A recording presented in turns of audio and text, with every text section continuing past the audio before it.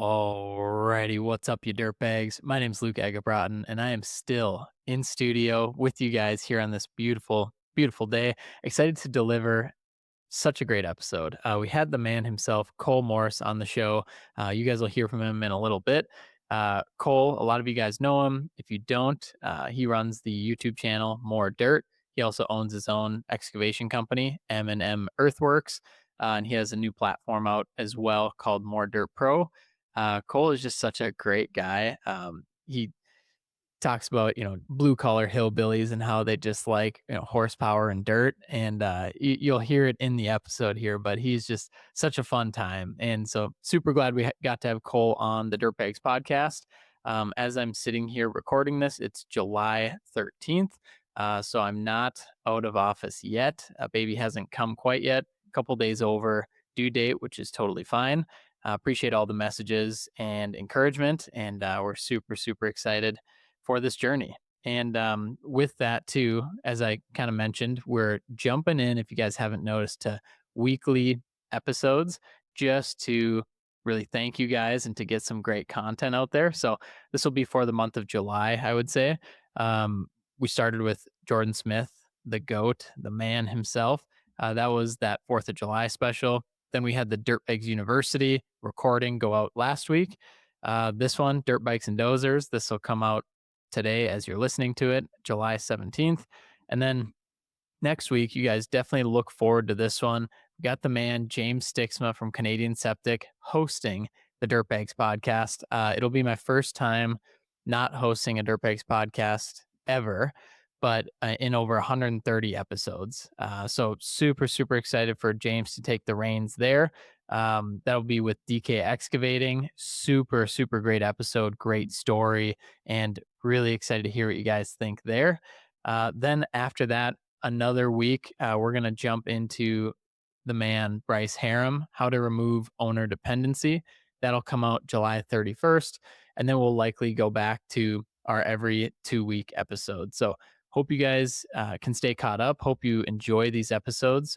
Please feel free to shoot me a message if you're enjoying them, what you want to hear next. And, I'll have some time on my hands a little bit with the baby, of course, but I won't be working with Phaser. I won't be podcasting, and I won't be coaching either. So I'll take, my plan is to take 4 weeks of paternity leave and just step away from all the businesses and let our teams do their thing. So for the Dirtbag side, huge shout out and huge thank you to, of course, James Stixma, but then Brandon, Joe, Keegan, the whole team there for stepping up and helping out. And then, yeah, and of course, our entire Phaser team as well. Um, a couple other updates. I won't, but our team will be out at the Storm Field Day in Mankato, Minnesota. Super excited for them to be out there. I'm pretty bummed I missed it last year, but this year, of course, I'll miss it. But they're unleashing their new Phantom. It'll be, I think, July 29th to July 30th. I believe when this recording comes out, tickets are already sold out. But definitely take a look at Storm's schedule. I think they're basically going on tour, which is pretty awesome. And for those who don't know, Jordan Smith, who had just had on the podcast, he owns Storm Equipment. And so they're having this Storm Field Day in Mankato, which is actually where I went to college. And so I know a lot of these guys.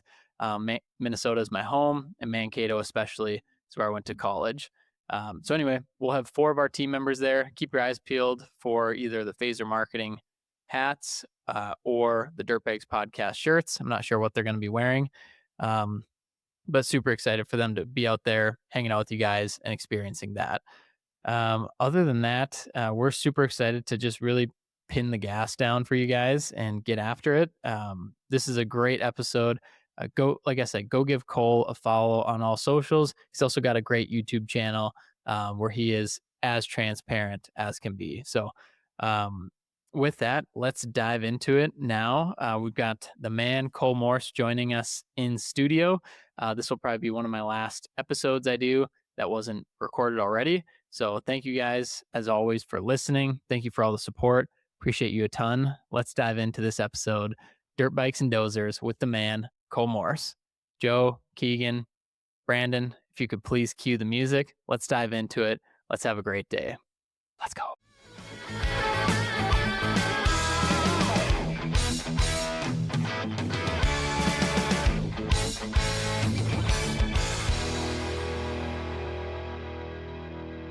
All right, what's up, you dirtbags? My name's Luke Eggebrotten. I'm here to host this beautiful episode number 126. We have a very special guest for you guys today. As you heard in my overview, a long time coming with this guest. Actually ran into him in Las Vegas at Con Expo. Had a great time. If you guys are listening to this episode, you've probably heard about him before. You've seen his YouTube channel, seen him on Instagram, something like that. And now we just want to bring him on the Dirtbags podcast, make sure that we get the deep dive into his story and any advice that he has. So please welcome Cole Morse into the Dirtbag studio. Cole, how are we doing, man? I'm doing great, buddy. Yeah, thank you for having me. It was pretty wild to see you in Vegas. There's chaos going on everywhere. I see a guy walk by. I'm like, look at that handsome gentleman. I think he was familiar. I know that was Luscious Locks. I know that haircut. So I saw you and you're like, dude, what's up? I was like, yeah, first time out here. Hillbilly going to Las Vegas, man. It was kind of pretty unexpected. I didn't plan to really go, but when I did commit to, I was so nervous, but I'm happy I went. It was pretty Oh, experience. dude. Well, I mean, we might as well start there. So that was your first Con Expo you'd ever been to, and we'll get your story after this too of how you got into the dirt space. But you mentioned you're nervous going to Con Expo, like a hillbilly going to Vegas. Why were you nervous? But then what did you see when you went to Vegas? Oh, just crowds, dude. Yeah, I'm from a little town. I guess I'm not from a little town. I'm from Bloomington, Indiana, which is where IU is. So we had the undefeated college football season this year. It was a big deal. But I'm from the outskirts, which is a little bitty town. I didn't travel much when I was a kid. I did do a lot of stuff when I was a kid. So even the airports up until I was 25, 26 just made me super anxious. So going to Vegas and knowing what I was about to go into, I was just like, wow. I was very uneasy with all the people. When you go to some place where people are all like you and all like-minded, it was pretty cool. I felt like I was going to a big like homecoming. Yeah, it's interesting you say that because most people that go to Con Expo are kind of in the same boat, right? We're all serving relatively the same industry, but then you look around and you're just like, okay, this is the place where I need to be. And then of course the exhibits, and I want to hear more about your thoughts on the exhibits, the booths, like where did you hang out? Because that is a whole spectacle in itself. I think it's Oh, yeah. a few million square feet of a show that you can't possibly see all in one week. Oh, I was taking stuff in so much. Hell, even like walking through the first time I got there, I had the little map thing, which why Las Vegas had this way to walk 400 feet takes you 4 miles to get anywhere. So playing you're walking through places. I'm like, what's going on? We're going up, we're going down, we're going over across to get somewhere. So I didn't just like plan out logistics very well at all. And then till we got there, no one in my party except one person from my more nerd group was like, oh yeah, here you go here, go there.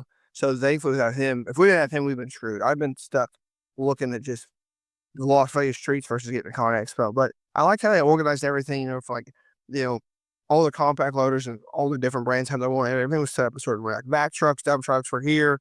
The skid steers, excavators, minis, new stuff was here. It was kind of nice. But I hung out. I met you by the electric Bobcat thing, right? Yep. That's where we saw each other. Yeah, it was right away too. I mean, that I think it was that Tuesday or whatever it was, and we were at the Bobcat booth, and yeah, bumped right into you and saw a few other people too. And it's crazy with how many people that are there, like 140,000. Like you see a lot of people you recognize, and a lot of your Yeah. friends and people from social media and podcasts and things like that. But did that part surprise you of how many people recognize you? Obviously, YouTube channel, the Instagram, and everything. But tell me more about that.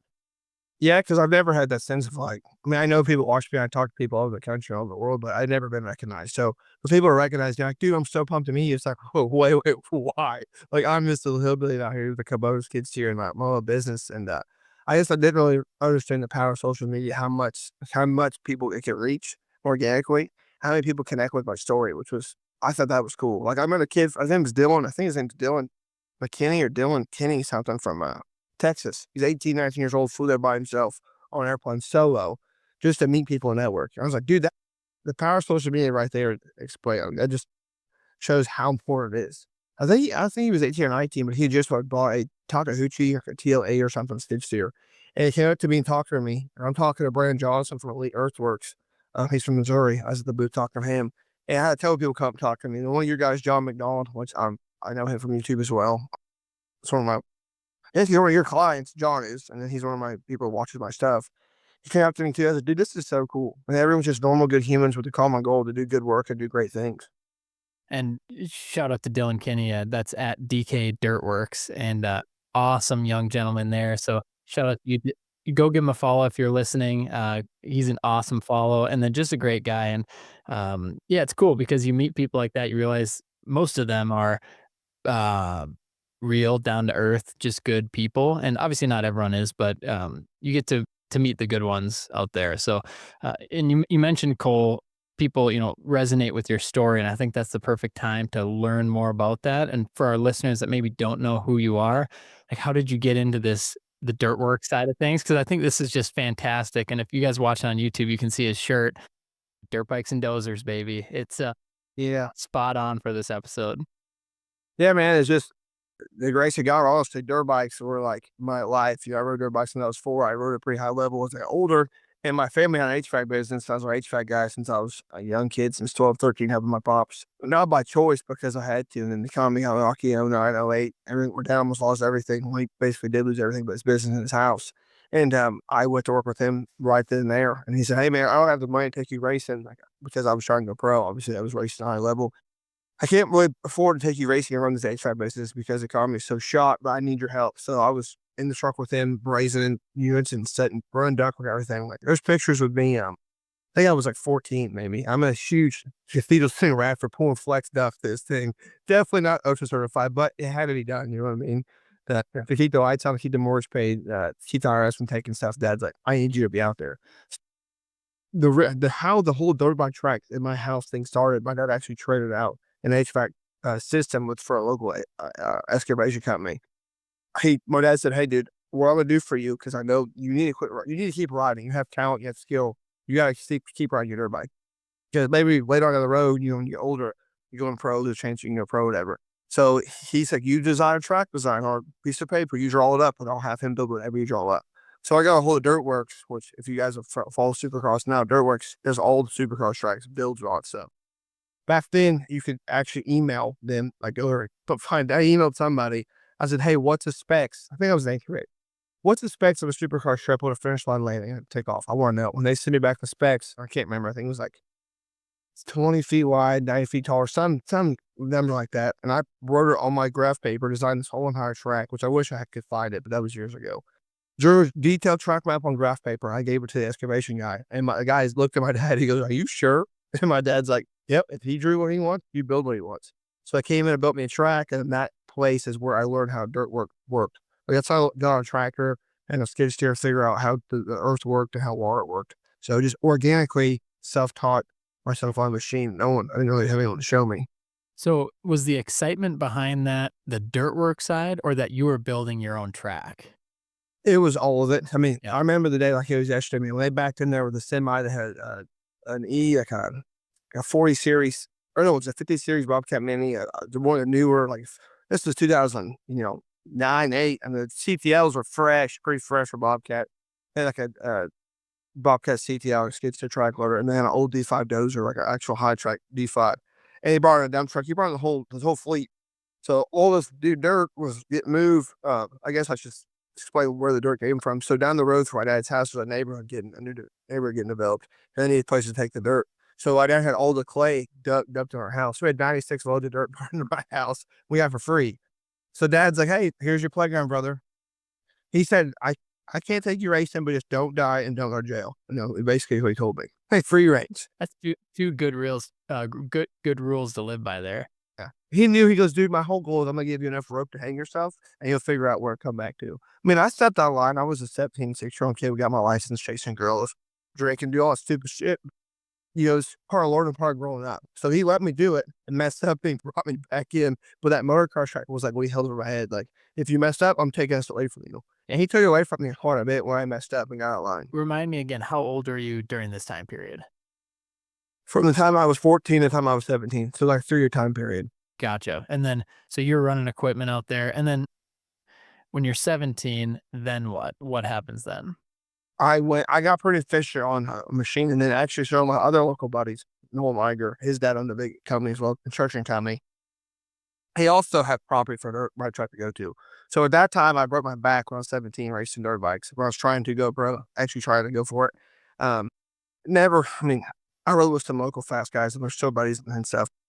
I wreck practicing. I broke my C7 vertebrae, and my dad's like, "You want to be like this forever? You want to be hurting?" And like, what was it worth it? I figured out how much money you actually can make riding dirt bikes. I'm like, you know what? Unless I'm the top 100, I'm not going to make an actual living. You know, I wanted to be. I was like, oh, I can do it, but in reality, from where I'm from in the country and like the people I knew, it wasn't gonna be possible. So I was like, you know, what's the next best thing? So I bought a freestyle ramp, those big X Games ramps, big Yeah. metal ramps. I'm like, I could throw whips. I could my style at dirt bike is why I got sponsored and recognized. It wasn't like ever was my how fast I went or how many races I won. It was how good I look. I could make a dirt bike look good. So I could throw big whips. I could make something look really good on like pictures. My following picked up because of that. So I got a sponsorship by Fly Racing, the Western Power Sports. They sponsored me for gear, helmets, and stuff just to come to their contests or their shows and throw whips. So I was legit the only one sponsored to come throw whips and look cool. I was like, dude, this is awesome. I don't have to train. I don't have to run. I just got to show up and look cool on dirt bike. This is peak. So when that happened, I bought a ramp and I started hitting ramps and throwing whips on ramps. And all that dirt that I had built on my dirt bike track with the Pops' house, I built a huge ass landing ramp with my Kubota tractor. Wow. So a 30-year-old tractor, I can see pictures of it. I built it with the cool Kubota tractor. After that, out into that land, my buddy's dad's place took off, and we started doing stuff out there. Okay, so now bring me to your buddy's dad's place. You mentioned it took off. What does that mean, and what were you doing? Junior year of high school, going to senior year of high school, he's like, if you guys got enough money gathered up, you guys can run a bulldozer. So the local cat dealership, we all raised their $1,000, like four of us buddies, threw in, then we got a dozer delivered off, and we were able to run it. So we were turning loose on a bulldozer when we were 17 years old. Gotcha, gotcha. Wow. And then was that passion for the dirt work side like growing, or is it receding, or what was that doing? It was definitely growing. I knew that I loved it. So even when I was 3 years old, the Supercross at our stadium in '97, my mom and dad said, all you care about was the excavation guys doing the dirt work. You didn't really care about the racing. So my whole life, I had interest in dirt work. Like, I always loved equipment. And my mom said there was these VHS tapes back in the day called Hard Hat Harry. There was this like a VHS series, and he would go over construction sites. Essentially, it was like it's kind of like Blippy now, but it was back in the early '90s. It was called Hard Hat Harry. I'm sure some of your listeners have heard of it, but I would watch it religiously, all the equipment over and over and over again. So I always had an interest in equipment. As I got older, the dirt bike and the excavation thing was kind of aligned as I got older. Yeah. Yeah, it's funny.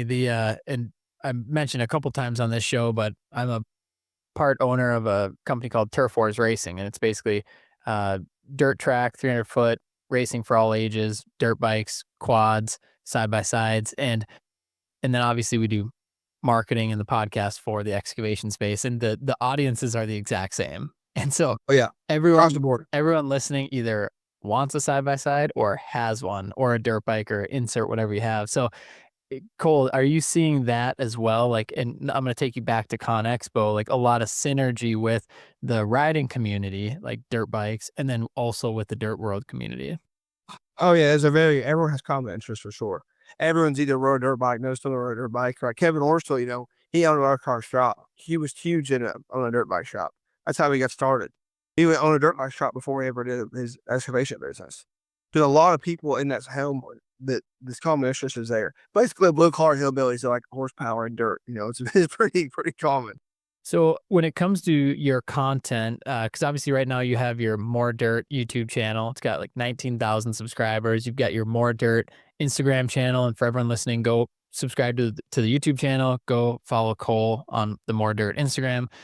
Cole, for the listeners, are you typically posting about dirt, or are you typically posting about dirt bikes, or is it a combination of a couple things? It's a combination. It's basically whatever lessons I come across. It's complete transparency. Last Monday, I posted about having a bad customer. I had a bad experience with a customer I pulled off a job site. And some weeks it's us going riding. Some weeks I promote the fair race. I build a track. Like I build the tracks for the local fair and do fair races. I host them. So it's just whatever my life has going on. I mean, my kids have autism, so I touch about that. There's not one set thing. It's just my daily life and how every walk of life can come together and be productive with their business if they choose to. Yeah.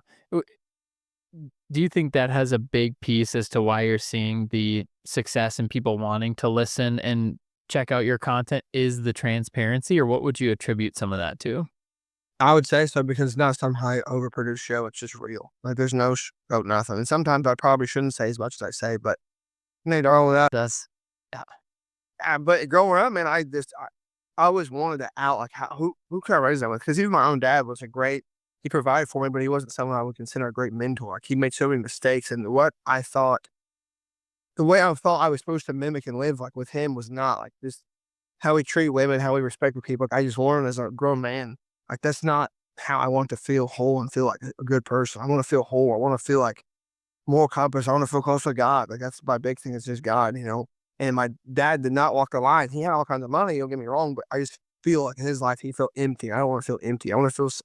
I want to be someone that a kid can talk to or look up to. Like me, I want to feel whole like he does and have purpose. How do you find a father figure? And I hope this doesn't come off the wrong way, but how do you find a father figure when your father isn't that figure for you? You just guys, you have to find the avenues. You have to first have faith, grow yard faith. I mean, I got baptized when I was 19. It changed my life forever. And you have to find the good and all the bad. So you have to go through all these situations, all these. I mean, my parents got divorced when I was 12. I saw the roller coaster, man. It was just a real. I grew up quick, real quick, pushed me mentally to just to understand life and to see how ruthless people are, how life is. No one knows you shit. You know what I mean? No one knows us nothing. We're all have the same opportunity. If you want something, you gotta go get it. So I would work for all these subs and the job sites my dad would have, I would see like guys that own the like say where I'm the HVAC guy that do HVAC. And this guy would pull out everyone would talk to him and he was the money man. They got signed the project, but everyone respected him. And I would hear how they would talk to this guy. Everyone would look up to him and I'm like, what makes him different than all of us? Like what makes his position and why does everyone here respect him? So I would like gravitate to that guy and ask him questions. So I would ask questions and I would be at 18 after I was kid asking, hey, how did you get here? What steps did you take along your life to get here? But I was soaked up like a sponge because I knew I didn't want to be roughing in HVAC equipment doing a service like my dad did his whole life. I wanted more of that because my dad's slaved in the business forever, man. When I was a kid, even. Hey, dirtbags. This is Joe from Phaser Marketing, and I'm here with this brief pause to let you know that this episode of the Dirtbags podcast is brought to you by Sledgehammer, where science meets sustainability. At Sledgehammer, they're not just treating wastewater, they're transforming it. By introducing cutting edge microbiology into conventional septic systems, Sledgehammer is making waves in the world of environmental engineering. Their secret? It's not high tech hardware, it's smart biology. The Sledgehammer blend is a powerful, proprietary mix of naturally occurring bacteria that supercharges your existing septic system, turning it into one of the most effective and eco friendly wastewater treatment systems on the planet. Sledgehammer systems are NSF 40 certified for single family engineered designs and rigorously tested to the IMPO IGC 180 2003 standard for both proactive and rejuvenation applications. They're also listed under the Uniform Plumbing Code, giving you confidence in quality, safety, and compliance. It's clean, it's efficient, and best of all, it's sustainable. No chemicals, no overhauls, just a smarter way to protect our water and preserve our planet. To learn more about how Sledgehammer is reinventing wastewater treatment for a greener future, check them out at sledgehammer.net and check them out on Instagram at Sledgehammer Group Ltd, where you can learn more about their installer network partnership program. And check out AK Industries and HydroAction for their trifecta of all your needs for wastewater solutions. What do you think during that time period, especially some of the best advice you got was, and maybe it's growing up to be a man, maybe it's business advice, but what is some of the best advice that you can remember, especially during that time period? Ask questions to someone that knows more than you. Don't tell your ideas to people who don't have big ideas like you do. So, like for instance, say I'm on an HVAC crew working with so and so and so and so. I tell people I have these big ideas. Like that'll never work. That's not gonna work. That's stupid. You'll never make it. Like because if you listen to that noise, it'll kill your dream. So I tell people now, like get in a room with someone who wants to see you succeed, who wants to see you prosper and believes in you. Because once I got run the right guys, like with the guys like the GCs, the people that fund the projects, and got their respect, I'm start calling on them right now, asking questions. So at Clint with CNC Equipment, seeing the YouTube channel, he was my first ever sponsor on YouTube because he believed what I was doing. I didn't even know he had a YouTube channel. The motocross track I used to run down in Indiana, I had no idea he had a big YouTube channel. I just knew what he did. I'm like, hey man, your kids are fast on their bikes. I'm doing YouTube. Would you sponsor me? And he did. And I talked to him and asked him a lot of questions. So that's the main thing is you find good men, just like, I don't know, good mentors, and naturally. I just seek out the good in people. I'm gonna keep drilling on this too. When you see somebody or meet somebody, and you're looking for that good in them, like what does that look like? And I think I'm also speaking for the audience here too, because a lot of people their head is down and their eyes are closed. And so what should they and we be looking for in a good positive mentor? And for the sake of this, we can just speak from a male perspective of your experience as well. Well, when you know how someone walks in a room and everyone talks about them, and you just know, if you're hearing positive, all positive, and then people light up and go shake his hand, you just see how he interacts. You can see someone has a light to him. And just like in the Bible, or being a Christian, you can see someone has a light. So I look for guys that have the light. So when you shake their hand, you have experience with them, you feel something when they walk away. So I try to be a light to everybody. I try to be that light when, oh man, how's it going? Wonderful to hear from you. Like, just really light them up and like care. You can tell real quick, 2 or 3 interactions with the same human, you can tell if it's genuine or not. So you first have to figure out if it's genuine, and then once you figure out it's genuine or not, then you can lean into that guy and take his word. Man, yeah, it's so good. It's like it's almost the person that you can look up to is the one that's listening. And that's exactly what you're saying there too, of just like that is the light, somebody that is noticeable, like what makes them different. And I think especially in this world, it's somebody that is willing to listen and somebody that conversates well and somebody that something is different about them. And as you dig in just a little bit further, typically what I've seen is that their foundation is rock solid. And typically for somebody like me, it's searching out who has Christ at their foundation. Yeah, yeah, 100%. And you notice it right away and you're like, something's different. I wonder. And then you start talking, you're like, this makes more sense. Yeah, dude, I'll be on job sites to talk to people. I'll just stop and tell them, "Are you Christian?" And 9 times then you can feel it. They're like, "Oh yeah, I am." So, I mean, I think, and that's why I just prayed for guidance. I prayed for like structure, prayed for just wholeness. I was just so lost. As an 18-19-year-old man, I was so lost as a man. I knew what skills I had. I knew what I was good at, but as a man going forward, I didn't know what my purpose was. I just prayed for my purpose. What would you say your purpose is then? Now that you've reflected on it, you prayed on it, you've thought about it, and has that shifted at all? To be a mentor, to help kids succeed what they didn't think could succeed. To be the yes, you can guy, not the no, you should, and here's why. To be the, like, you can do this, but it might suck guy. To be real, you know what I mean? Just to be it. Anyone can do anything. I believe that if you have purpose and drive and you wake up and have integrity and ambition, you can do it. And no one owes anyone nothing. So like my dad has all kinds of money, but he didn't give me nothing. It's not my business. It was self-made, this house, and my wife ended all this by herself. So we remodeled this house, and I don't know if you've heard the story about how we got this place. We bought it as a foreclosure, we remodeled it, refinanced it, and we started my dirt business. But it was all up to, like, I had to sell all my toys on my dirt bikes, on my trucks, and go to nothing but a drive home HVAC truck and had to sacrifice stuff. But if I could do it, I know someone else could do it.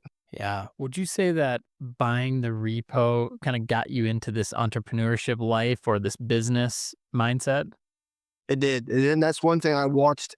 There was a common goal with our common thing for all the mentors I had. They all started in real estate. They all did. Whether they had a plumbing business or a frame business or this business, real estate was always involved.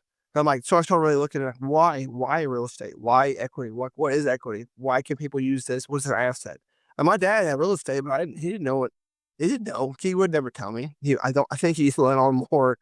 He would talk more than he knew. I started asking questions to the right people, and fortunately, my wife's father, my father's best friend, was a really good realtor in this area, and he's who I leaned on a lot, asking questions. And now he's my business partner with my other real estate stuff. And I do want to pause on that a little bit because I know a lot of people listening are interested in business. They're entrepreneurs. They want to get into some real estate. Can you walk me through even some of the numbers? Like, how do you even come across a repo? Like, what's your plan for it? Like, how do you have money to put towards it? Like, how do you budget that? If you want to walk through that, I think that'd be a great point here. So, like per usual, I just learned as like, I went trial by fire is how I learned. So I bought this house. I knew it was 48 minutes from where I live, and my max borrowed amount I could get was 186,000. This house was 184,000, but it had 7 acres. It had 3,700 square feet, but it's like really God placed it here for me. I knew like it had potential. Like this house is like what they call a TK home. So TK builders will do all this stuff.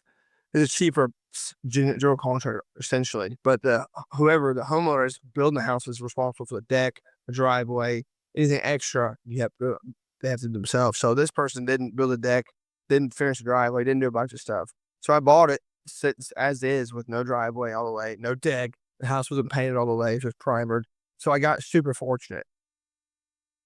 Once you do like a Zestimate, like you even see Zillow, they'll have a Zestimate, so you can see kind of what the numbers are there. But when you put sweat equity into it, you do it yourself, you gain more equity out of it.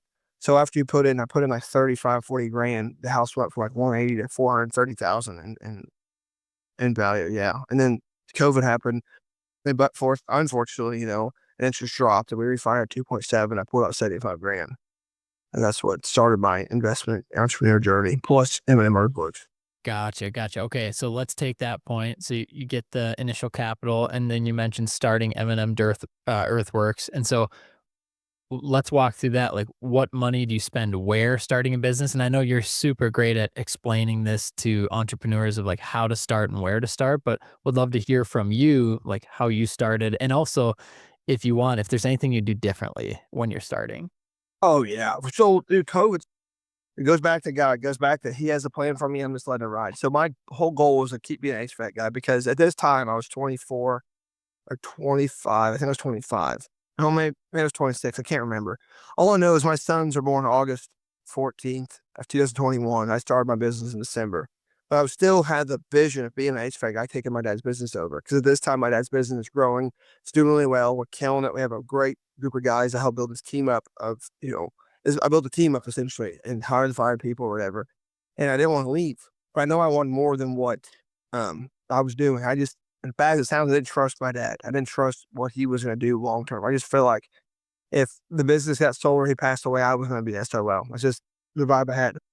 I knew I wanted some side hustle because I was, my kid was born. I'm able bodied.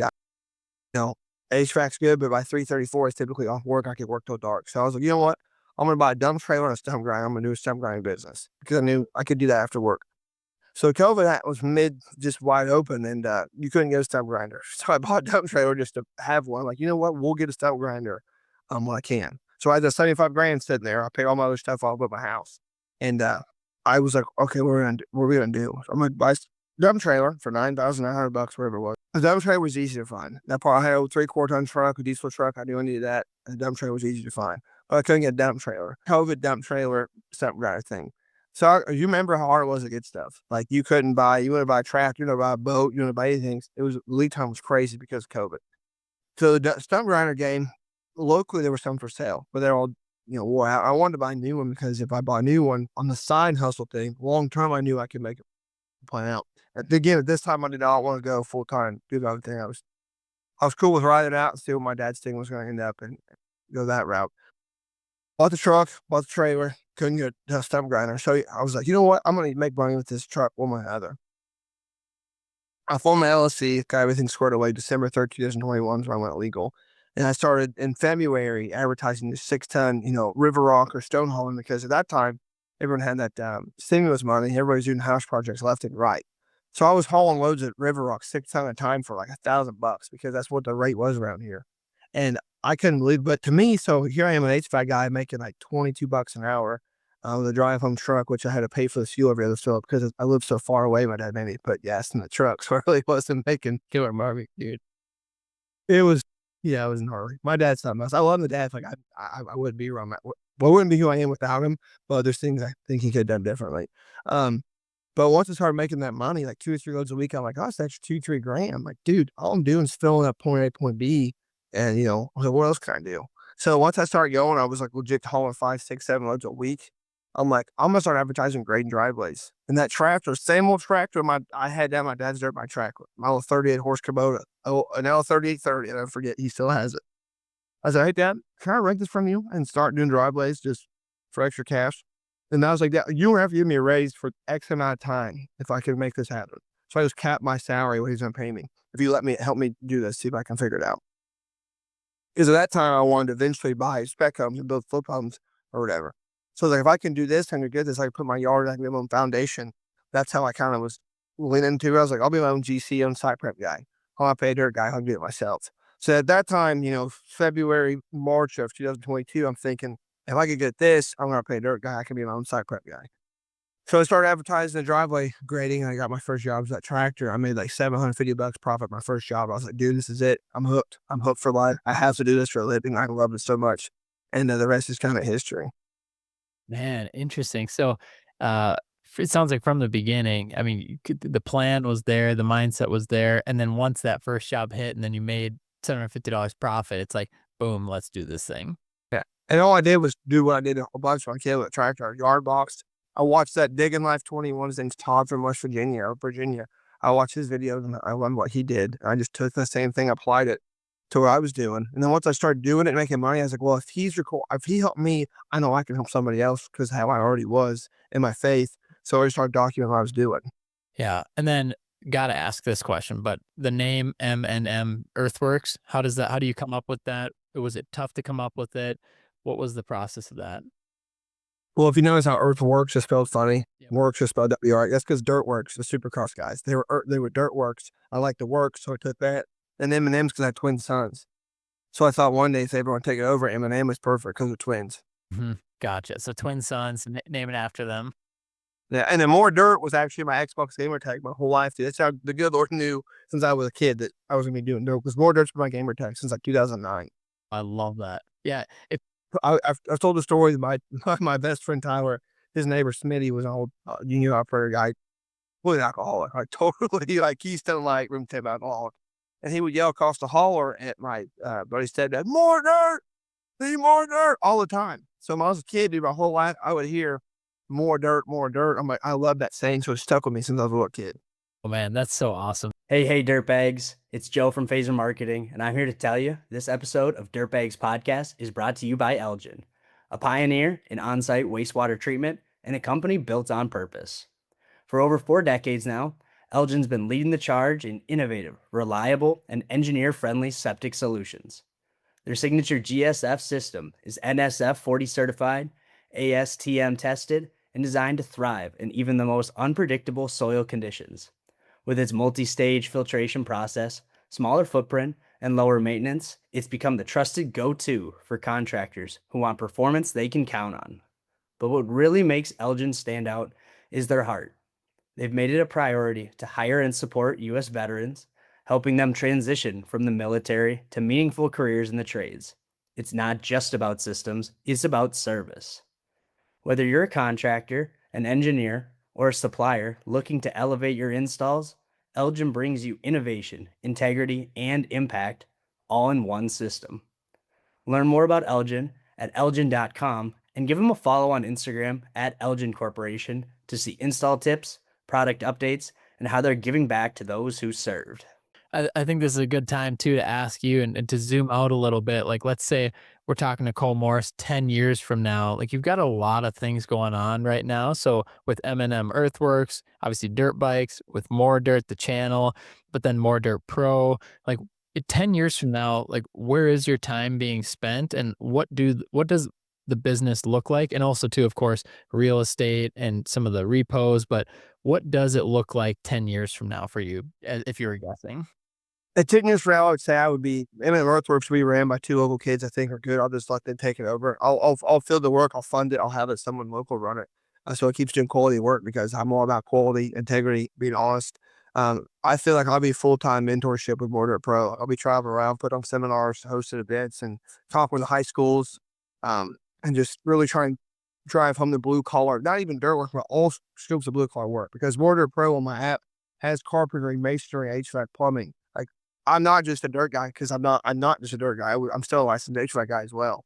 And I know that reading the tape measure, that showing up on time, those two things alone, that can spark something so much greater than just being a little apprentice, being a grunt. Because I was the guy shoveling, cleaning up floors and shoveling the shovel and sweeping the floors, running and being a gopher for $8 an hour. I was that kid. So I went from being a gopher to run the job site. So I went through every process, and through there, I know what kind of kid can do it. And any shitting kid with gumption can do it, because if you were told 17-year-old me, I would be where I'm at now. I'd be like, you're lying. There's no way. Yeah. Of those businesses, which one do you think, and maybe not so much time, but which one do you think will grow beyond And let's you mentioned dreaming big. Like, which one do you think has the biggest dream potential or capabilities? I think more Dirt Pro does because it can touch. It's real and people can connect with it, and they're hearing. Because I have 12 people on my pro staff. It's not just me. We have 12 people run the whole country from California, Wisconsin, Illinois, Ohio, Michigan, down south. There's people everywhere. I don't know if you've like you from streaming, you guys know that blue collar trades are struggling bad. And kids don't we've been lied to. The mainstream has lied to us the last 20 years that blue collar was not the way. And clearly every millionaire I know personally is a blue collar guy. So, but it's a good, genuine blue collar guy, like a good, genuine, that got $1 million for the right reasons kind of person. That's the kind of person I would have. Yeah, and this is also definitely want to touch on that too. If you can explain to our audience more, and maybe the morph of and the transformation of how you went More Dirt, the YouTube channel, to now what is More Dirt Pro, and then the mission behind it that you're talking about. I got approached by some companies a couple years ago, which I think you're involved with one of them. I think, right? There was some kind of excavation academy, something. I think dirt work. There was some company that approached me a couple years ago about being a mentor, like for the guys to help come do these classes, community, kind of like a school group field type deal. And there's, I had two different people reached out and never worked out how I wanted to. So after two failed attempts at what I my vision for a community and helping people, the values and morals they had in mind were two different things. Like I'm not out to stand nobody or get rich quick. That's not my game. I don't want that. So I eventually found people that wanted to help me reach a common goal and go through our app. And that's where it became. So now I mean Mortar Pros in the app stores. It has you sign up on the website, then you go to the app store, that way you have to pay the Apple service fee. And we just did that strategically. So you don't have to pay the extra $30, or whatever it is. All right, so and tell us more. Like, what is the app? Like, what do you do in there? Who is it for? It's basically like it's like it looks like Facebook. You log on to it, it's like Facebook. It has a marketplace that has a whole bunch of tools. It has the Bible. So every morning it says the right across top, God first, family second, work third. And it's community. I mean, there's guys, all the new people hop on there.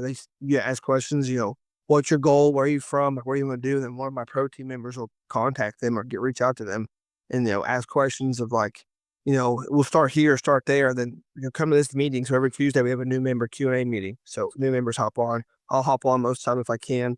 And then Wednesday we have like an actual blueprint reading or go over this special topic meeting. And then that Thursday we have our pro staff meetings. But there's 2 meetings a week, and like I highly recommend people that get on there, do the new Q&A meeting. That way I can ask them questions. And like what I do, so I don't just I ask them how much money you making, what equipment do you have. I like literally interview you. How old are you? Are you married? Do you have kids? Do you rent? Like what assets do you have? What payments do you have? What situation you have. That way I can help break down a strategy for you. Because every person's position is different. So maybe I will help someone custom build a plan to do what they want to do if it's reasonable. And sometimes the answer is, hey man, right now is not the time. You have to come back. Like check off these checks, come back and see me in 3 months or 4 months, and we'll start again. Right. So somebody joins the group, and then a year later, like, what can they expect, like, from their inputs to receive in outputs from being in a group like this? Brotherhood, guidance, faith, and Christ is right there at the helm at all times. And it's real people, like some of the most genuine, great humans I've ever met in my life in this group. Like they all just came. My whole pro staff was just here last week, staying at my house. We did a whole mock job site training. We shot all kinds of videos, how to do an entire site prep job, and down to the foundation, septic tank, everything. We filmed it all, and they all have the same mindset as me. They want to see the next person succeed. Gotcha, gotcha. And then, so More Dirt Pro, that's the app. That is what people can like. Obviously, the front part of it is free content on YouTube. You're explainers, you're entertaining, you're inspiring, you're educating, you're doing all this. And then, would you say that More Dirt Pro is a more specific version of that? That is a paid version of mentorship? Yeah, yeah, so pay exact $20 a month. That's all. I'm never gonna make that go up unless we have some crazy app store thing makes us go more. It's $20 a month. It's gonna be that way. I'm gonna walk it that way as long as I can. And if you want more from me, if you want Jake Brubaker, her veteran tech, he's been doing this for 20 years. If you want him to come see you, you have to pay a fee. He'll come to your place. He'll go to a job site with you, and he'll work through anything you want to work through for so many days. So we have 12 different guys with 12 different specialties, and they can come to you, or we'll fly you out and have like these retreats essentially. So long term, my goal is to buy property, build a building, build a shop, have guys come to me, fellowship, talk about God, talk about work, then hands-on, come work with us. Let's let this job site out real time. And I don't know anywhere. I don't know anything else doing that. I want to, because I learned by watching, hands-on, feel it, touch it. Get a taste of it. And if you put we had 2 kids last week that's never asked her before, day on grade, before we left. And they had the conference with someone teaching them there without that being an apprentice on job site. Hop in real quick, move this for 20 minutes and go on your own. I guess there's going to be a fast track way. If you want to do this, here's a fast track way to get you to your own boss if you want to. Gotcha. In your opinion, do you think anyone can be an entrepreneur? Yeah, I do. Yeah, I do. What do you think what do you think makes them an entrepreneur? Train your mind to escape the rat race, because you're programmed from day one to follow the line, follow the rules, follow the rules. You can't follow the rules, quote unquote, follow the mainstream to be an entrepreneur. You have to think outside the box. Once you train your mind to think outside the box, you see the bigger picture in life, how it works, you can be an entrepreneur. I tell people all the time, my ADHD saved my life because I didn't pay attention in school. I said it, so I never got brainwashed. Yeah. Like I couldn't pay attention. I couldn't pay attention to what they brainwashed me, so it saved my life. Yeah, gosh, I tell people that all the time, not that specifically, but I say, like, people like yourself and myself were unemployable now. Like, it's hard to imagine going back to a job, and we need people in jobs everywhere, but the moment somebody has a glimmer in their eye of, like, wanting to try entrepreneurship, like, in my opinion, there are ways to do it where you don't have to sacrifice everything, and I know that that's what mainstream tells us is, like, it's this huge scary jump into shark infested waters, and like there is a ton of sacrifice. Either like when you're rooted in faith in things bigger than trying a business on your own, like it seems a little less scary, and there's also calculated risks you can take. So uh, asking good questions, like if somebody wants to be an entrepreneur and just like helping them seed their own vision. And at the end of the day, and Cole, you know this, like a business has to make money, and that is not evil, but like it has to make money so that you can keep feeding the businesses and the families that work with you and the clients, and that they can keep receiving a good quality product. And if there's no money to be made, you can't keep the doors open, and then everyone suffers from that. Yeah, no, you have. I've had conversations with people about, being a millionaire, doing all this stuff. I'm like, hey, money's not evil. It's a tool. It's to do positive things. But I do tell people well, I can't do that. I couldn't do that. I can't be what you're doing. Like, why can't you? I was a kid. I was a kid that had the same opportunities you did. I just seek different information. I've helped start 52 businesses in America so far. And I don't have any ownership of them or anything. I just help for my own greater good. As I was going through my YouTube channel, I helped start 52 dirt businesses. And after this, I saw that I could do that over simple things I learned. I was like, you know what? I can make this an app. I can make money off this. And if I can make money off this and keep giving myself to people like this, I think that's my purpose. Yeah, that's so cool, man. What would you say? You have a few revenue streams, right? As an entrepreneur, you specifically, would it be like M&M Earthworks, YouTube channel, and then are there any other revenue streams? Like, are you still in real estate? Are you cash flowing anything? Like, what is the landscape with that? I just flip houses, so I don't have any stay cash flow right now. But eventually, I'm gonna, after these 2 sell, I'm gonna pause. I'm gonna make a pivot.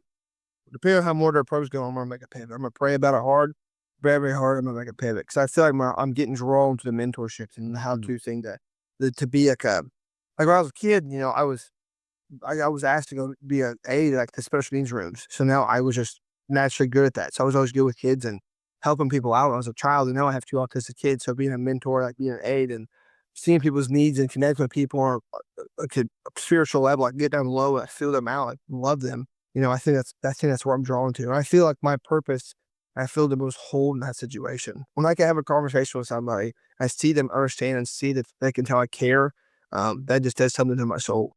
Yeah, man, I love that. And as we've recently done too, and mentioned it perfectly, like we're talking about being a parent, right? And it's a lot of our listeners are parents, and we actually started a newer segment of hearing advice from dads or parents.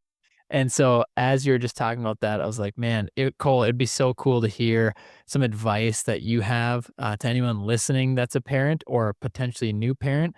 We're having our first here in about 4 weeks. And Bobby. yeah, and we're ready to riff and give it all to God. But at the same time, too, would love to hear any advice that you have for any parents out there. Go outside sometimes and walk around barefoot, take 5. Oh, take 5 and cool down because like, we had twins. So I got hit with 2 at one time. And it was tough. I mean, there was a lot of sleepless nights, and I'm still like, I didn't get maternity leave. I was still doing HVAC. So I was service teching. I was on call still, rotating on call. There'd be nights I wouldn't sleep at all. But you have to learn to just think ahead. Like, oh, we'll look back and remember this time and be thankful this time. Like we're gonna miss this time.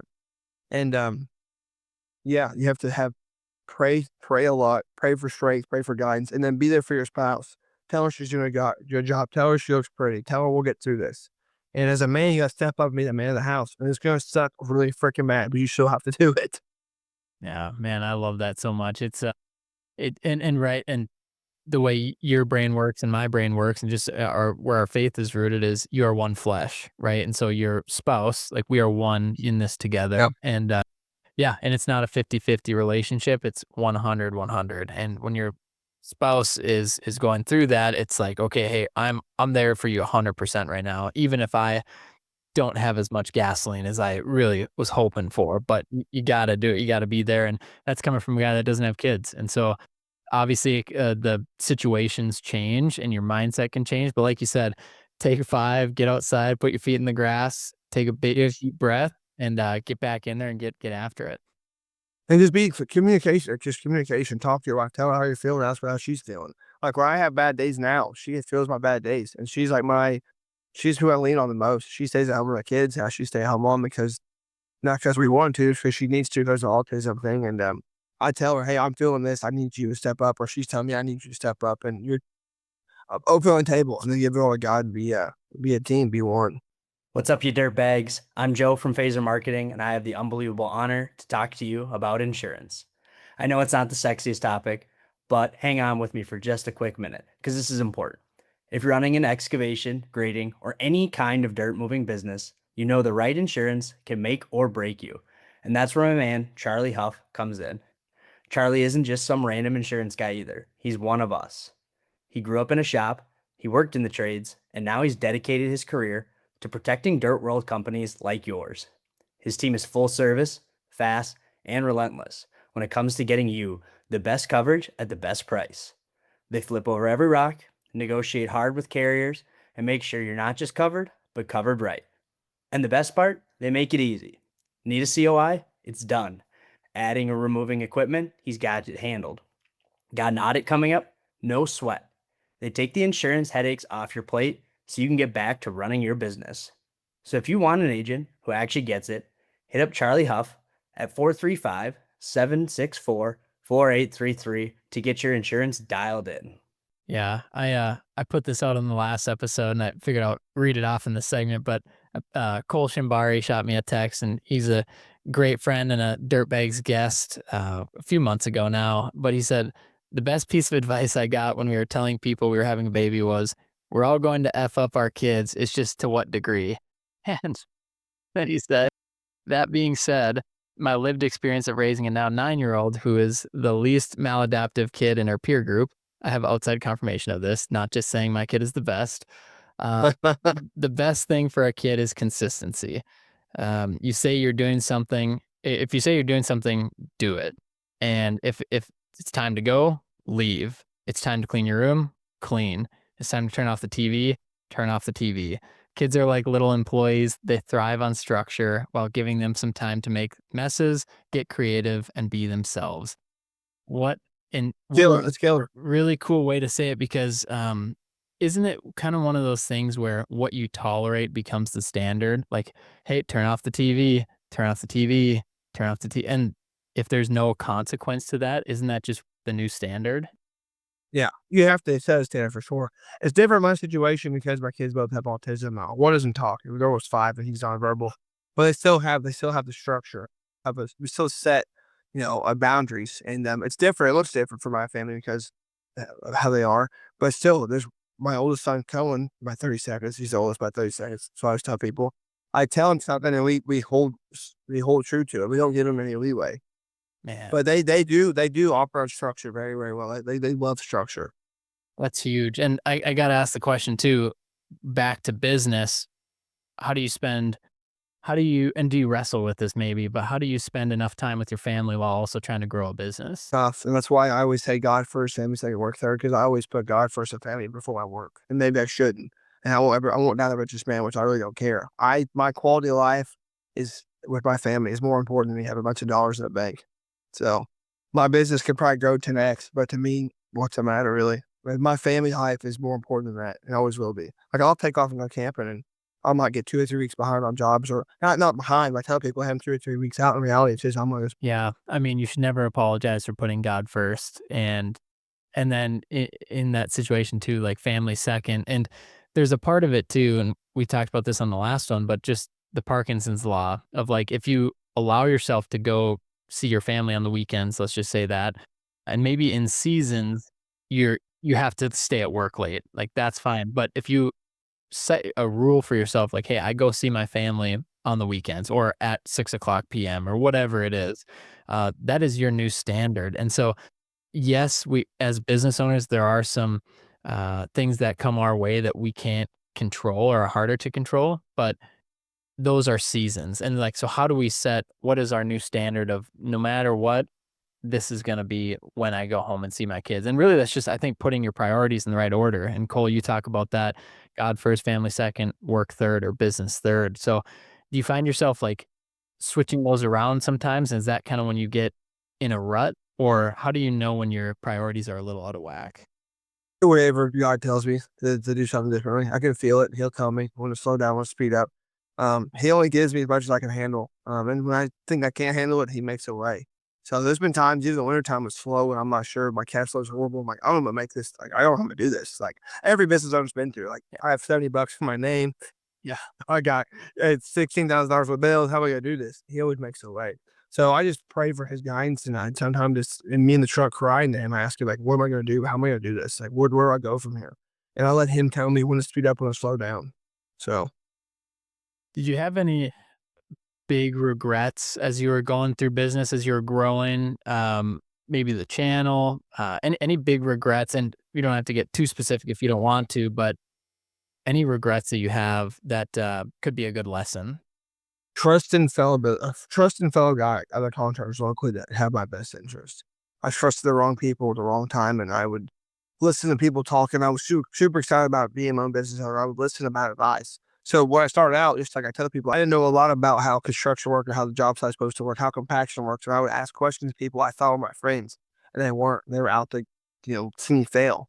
So I trusted the wrong people. So I wish I would took the time to seek out better advice locally and really do my research and homework that way. Because coming from HVAC, I knew the good apples, I knew the bad apples. But in dirt work, I just thought they were my buddies and I didn't know how they work business. And I wish I took more time to seek that out.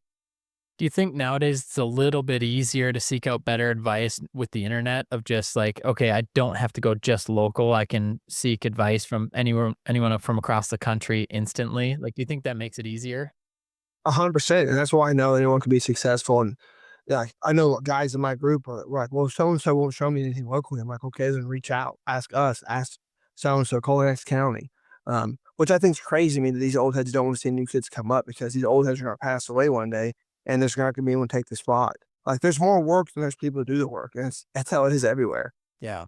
Like, there's so many people that work done, people don't know how to do anything. The fact that the amount of people that don't know how to freaking read a tape measure but can do a TikTok dance blows my mind. You know what I mean? I'm like, you kids can memorize a TikTok dance, but don't know the difference between a quarter and 16th on tape measure. Yeah. They just, I don't know, man. It blows my mind. And you alluded to this earlier, and I think I see where you're going, but do you think the education system is failing the generation, all It, generations? if I say what I want to say about the educational system, I will get banned forever. So I can't say it. Very fair. We're at my level. Yeah, yeah, we are being brainwashed, and it's all to get us. I'll say it, separate from Christ. They don't want us to be with Christ. They want to be away. They want to separate the family. They want to separate everything and be the one certain way, and that's not the right way. Yeah. And I asked this on a few episodes ago. Do you feel like it's shifting back a little bit though, with more exposure to the trades, more channels? If I feel like there's a different vibe at a lot of these trade shows where more is happening, and a lot more is being talked about in terms of scholarships and things like that for the trades. Like, do you feel like it's shifting a little bit? Yeah, I do, and I'll be honest, when Charlie Kirk passed away, when he got killed, everything switched like that. It was like a whole bunch of people lit up and like, wow, there's a huge, like, a huge awakening. Like, there's a whole new, like, I mean, it's biblical. It says it's going to happen. There's going to be a huge, like, bride awakening to Christ. All these people are going to rise up together, essentially. And I think that's what's happening. Because I have more of the same conversations. The same conversation we're having now 5 years ago would be crazy. Yeah, well, that sounds cool. Well, maybe, but no, not really. But now that conversation's like, yeah, I see it. I feel it. I mean, I can see kids have a lot of ambition, a lot of like want like Dylan Kinney kid from Texas. He's a walking proof that his generation is coming. Like that's those people, those kings are gonna rise up and be stone cold killers in this industry and be awesome beside fellowship mentor leaders for years to come. Yeah, it kind of cracks me up when I hear the younger generation, which I don't even know who that is anymore. It's just a saying. The younger generation doesn't want to work, and I'm talking to people every single day that listen to this podcast. People that young entrepreneurs that work with Phaser that are just doing incredible things, and they're 18 to 30 years old. I'm like, the ones I hang out with are absolutely crushing it. So I just feel like Right. maybe it's not always one person's fault, and maybe there is also a training issue, which is huge, and BuildWit does a great job of trying to tackle that conversation as well. And so it's not like it should just be pointed at one group or one person. It's a whole industry. But yeah, as you mentioned, Cole, it's like I'm sure you and I know a ton of solid men and women that are in the trades, that are ambitious, ready to rip, ready to get dirty, ready to provide for their families or their future families. And it's very inspiring. And those are the people I want to spend time with. And those are the people that we do hang out with. Yeah, we have a similar group of people we hang out with. Like all those guys here this last week, all their wives came over. Like the only two people who have kids, or there's only one couple has kids. He probably has a kid with us, but it's me and then Jake. He's 10 years older than me. They hosted my house, and like being with this whole group of people, it's like I told my wife, I said, it's like I was having a family get together with people I like to be around. I love to be around. They left my house, man. I never felt so whole and so pure in my life. Like I felt so complete. Like I found my people from all around the country. I found the people I'm supposed to do this with. It's very unique that there's 12 of us. Like there's 12 disciples, there's 12 of us. I don't know if that's a coincidence or not, but it's just unique that there's 12 of us doing this together. We all have the same common goal. We have kids from 18 up to, 4 years old in the same group with the same common goal. Hmm. Wow. Man, that is so cool. It's really been fascinating hearing more of your story and just unpacking it a little bit more too. And it's no surprise that there's a deeper drive than just money, right? Obviously, And money's the last thing I care about. yeah, and you can just hear it unpacking as we're diving deep into your story, your business, and like why you do certain things. So, um, man, we talked about some of the hardships and some of the lessons before, but like, how do you go about seeing like the lessons and like that people say learning from your mistakes or failing forward or, seeing the lessons in all these hardships? Like, how do you focus on that and not succumb to like the hardships? I'm like, man, I think I just kind of want to be done. Like, this sucks. Yeah, I've had a lot of moments in the last 18 months. I'm like, I'm done. I don't want to do this anymore. I want to shut it all down. I got depression was so real. Like the winter time there, I was so depressed before Con Expo. Like I was like, I honestly told my wife, I said, if I keep going like this, I don't want to be alive. Like I was like, not suicidal, but I had suicidal thoughts, like bad, the worst I've ever been down. And I just started really praying and really telling the guys in the group, like, hey, here's how I'm feeling. Like, will you guys please pray for me? And he's helped me stay alive. Like he helped put himself, the spirit over me. I came out of it. And now when I'm going through seasons, I look for the positives. Like if I do this, it's for a reason. If I do this, it's for a reason. If this person says this, it's for a reason.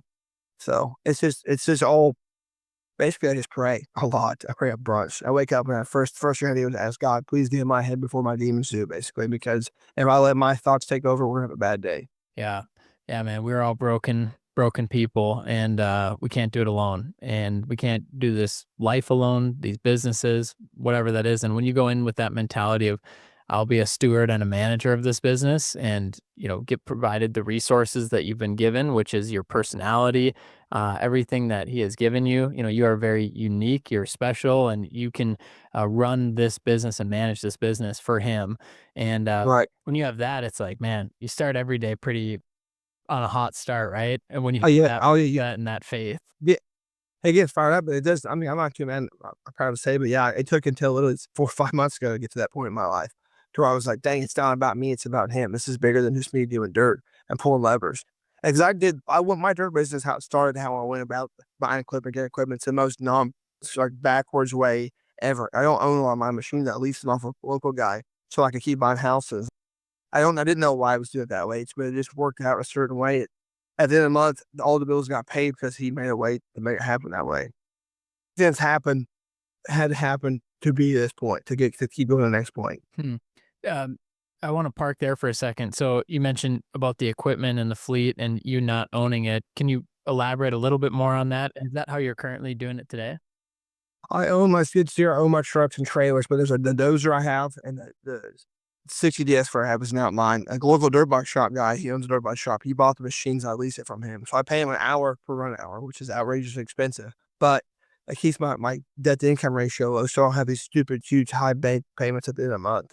And I wondered why God was taking me that way when I was doing it. But my kids have an autism, they have special therapy, diet they're on, and it's like $2,000 a month. So instead of having these payments I have to pay every month, those machines can stay in my driveway. They're not getting used. I don't have to pay for them. So I can always have that money. I can pay for my kids' stuff. So how it all worked out is not, the norm, but it worked out the way it needed to for me in my situation. Yeah. And one thing that I always talk about too is like business is always evolving. Like it's always changing and there's always different equations. And you brought up the debt to income ratio, which is fantastic. Just to every entrepreneur, especially in the dirt workspace, should know kind of what their debt to income ratio is. And you mentioned earlier about equity. Like, what is equity? How much equity do I have? And it's these things that we need to get a hold of so we know how much risk we're assuming.